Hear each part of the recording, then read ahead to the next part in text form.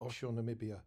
The timing, February 2022, and it's shortly after the Graff 1 discovery drilled by Shell has been announced. Here's an article that was, or an extract from the article that was published just a few months ago in GeoExpro, saying that we're awaiting the results from the two wells drilling in the area, Graff 1 and Venus 1, and really kind of seeing how that would follow on from the successes at Brulpadda and Leopard in the Utinga Basin down in South Africa. Well, as it says there, if either is successful, the on-trend extension of these plays will decisively confirm Southern Africa's rightful place in the spotlight of the exploration community, well, South Africa and Namibia for that matter. But the press announcement you can see here was kind of coming out towards the back end of January. As you find with most modern stories, there's quite a lot of coverage for the same event, an endless regurgitation, not just by different outlets, but actually the same outlets repeating the announcement. So it can be a little bit confusing, but anyway, there is limited information available. Or we question, well, is there? What you're going to see in this slide here, this is taken from TROVE, and you can see that this is our entry for the Graff discovery, and already we're amassing quite a lot of information, technical information as well as just the sort of news. And we add to this, there's a team of researchers that are out looking and finding new information to add to this on a daily basis. To kind of set the scene, we can look at this sort of cross section here. Previously, we had the Kudu and Ipubisi discoveries. This here down in the Bohemian section, and higher up in the sort of Cenomanian Albanian for the Ipubisi discovery. And this is the approximate location. We don't actually know exactly where the well is, but you can see it's actually drilled into a Cretaceous target. We think it was targeting the Aptian, and that's where it's been successful.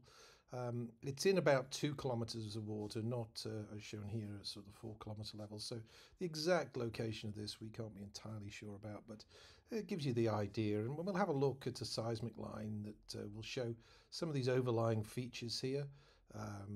These toe thrusts in response to a gravity slide that we see, very impressive. And it was actually underneath this that the Shell was targeting, and indeed a little deeper in the stratigraphy where Total was targeting. First, we'll just look at Kudu, and there's the entry from TROVE. Again, we can put these videos together quite quickly because we have all the material available at our fingertips just to pull up within seconds. And just pulling a few of the bits out of there, you can see here's the well log here. It's around about 4,000 meters, 4,300 meters. It's Bohemian sands, a gas find. This is the main Kudu field here. You can see on the left.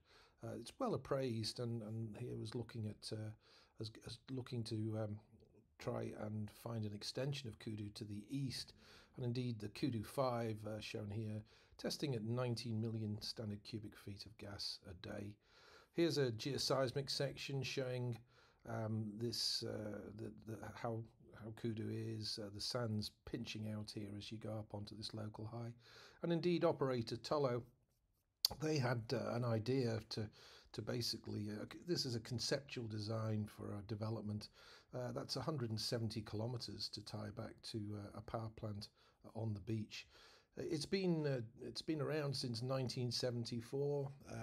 Interestingly, it is overpressured, a stratigraphic trap. It's Aeolian and shallow marine sands actually interbedded with volcanics. And yeah, that's kind of a quick look at Kudu. I'm not going to go into the other discovery in the area because I always find it difficult to pronounce. But this is, I mentioned these toe thrusts, and you can see all these imbricate slices just stacked up. There's 20 to 30 of them you can count right across the piece. Really impressive geology. But this is the level where the Graff 1 play is, and deeper down in the stratigraphy is the Venus 1 play down here. This is a line from Searcher, so please get in touch with Neil or Karina at Searcher if you want more information on the seismic. So where do we go next? Well, of course, we're awaiting the news from Venus, and as one of the guys in the team put it, the birth of Venus. And then the same guy seemed to mishear me when I talked about the Graff play. I'm not sure what that picture's all about. And then we await follow-up drilling. What impact will this have in the local area? Well, you can see the sort of location, not the exact location of the wells, but where Venus 1 and Graff 1 is relative to Kudu. But you can see in this region, we've got this Tullow block highlighted up to the north. We've got the Rhino Resources block here, which very, very interesting and a good address. And likewise, the Galp operated block just to the north, where they've acquired 3,000 square kilometers of 3D back in 2019. So I'm sure everybody in the area is dusting down their workstations and polishing their pencils to try and de-risk the prospects and look at drilling opportunities in the region. In fact, it could be that it's more extensive than this. Here's Venus, Graff shown here, but beyond the sort of the Rhino, Galp and Tullow blocks, it could be that this play extends further afield, and here could include the pan-continental Saturn turbidite complex to the north.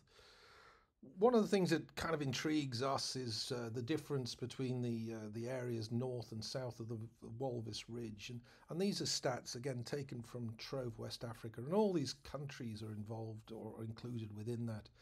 And what you can see is the huge number of fields and discoveries there are in, Angola, Gabon, Cameroon, and so on and so forth, all the way down to Cabinda and Democratic Republic of Congo.